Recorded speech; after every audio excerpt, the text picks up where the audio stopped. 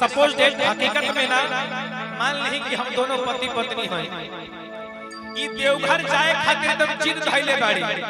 हां, ई देवघर जाए खातिर जिद धइले बाड़ी कि हम देवघर जाइबे करे। लेकिन इनकर पति समझावत रहे कि देखो तू अरे तू देवघर जाए खातिर काहे जिद करत अरे गवही में भोले बाबा के मंदिर हो, उनका रोज पूजा कर। ई कहत अरे कि तू देखत नहीं हम घर से बाहर कैसे जाए। ई कहत अरे औरतिया कहत अरे भैया स्केल ना और बरस से बदरिया और चमक के बिजुरिया और कैसे जाई बहर जाई हम भीग। ए हमारा जजी और कैसे जाई बहर जाई हम भीग।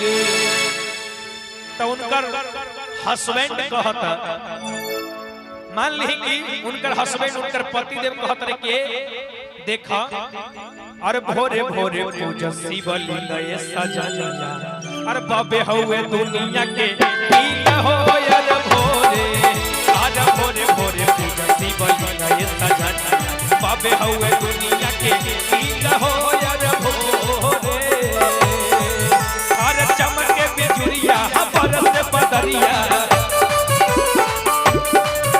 और चमके बिजुरिया बरस बदरिया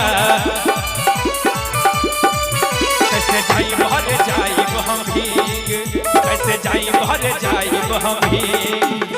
अब भोरे भोरे पूजा शिवली लय सजना बाबे हुए दुनिया के ठीक हो यार भोरे आज भोरे भोरे पूजा शिवली लय सजना बाबे हुए दुनिया के ठीक हो यार भोरे।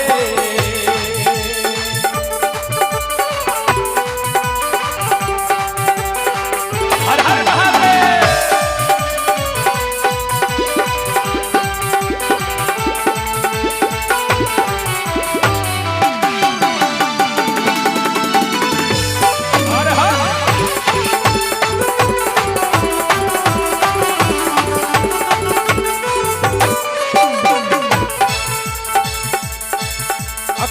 कि देखो बाबा भोलेनाथ दुनिया के किंग होवे, दुनिया के राजा होवे, तो उनके शिवलिंग के रोज पूजा करो।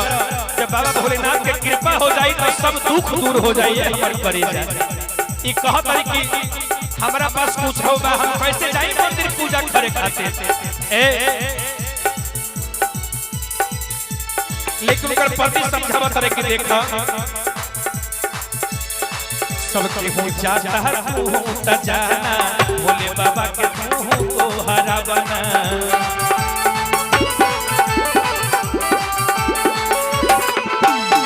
सबके हो जाता है तू त जाना भोले बाबा के तू को हरा बना।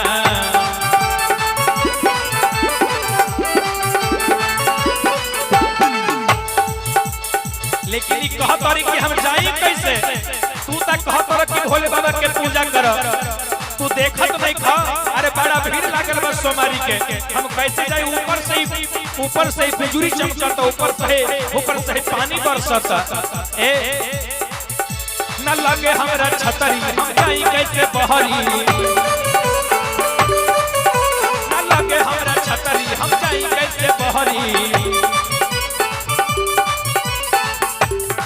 सब सामान जाई पूजा के भी, सब सामान जाई पूजा के भी। कहतरी कि तू देखत देखो ऊपर से बारिश होखता, अरे कैसे न लगे हमरा छतरी हम जाई कैसे बहरी। सब सामान जाई पूजा के भीग।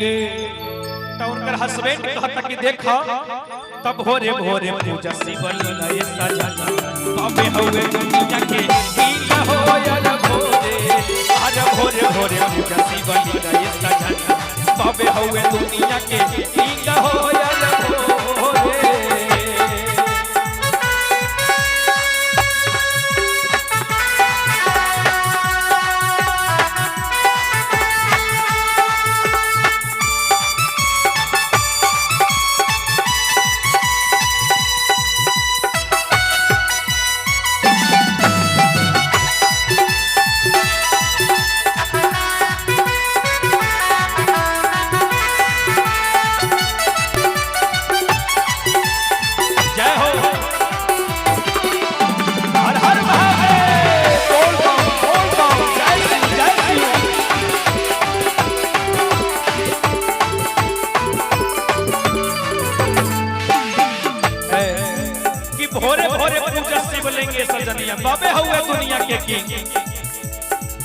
लइकवा कहता कि देखो बाबा भोला के जब कृपा हो जाई सब दुख दूर दानी पल में हो जाई। बाबा भोला के जब कृपा हो जाई सब दुख दूर दानी पल में हो जाई।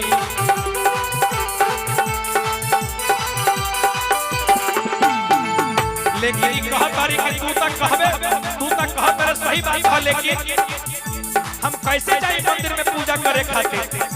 ना एको रुपैया,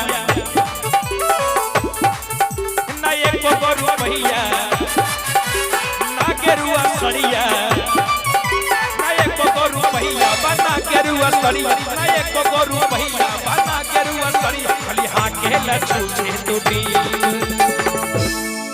कहतरी कि तू खाली छूछे फुटानी करत रह, अरे ना एको रुपैया अरे ना गेरुआ सड़िया, खाली हाके लछूछे टूटी।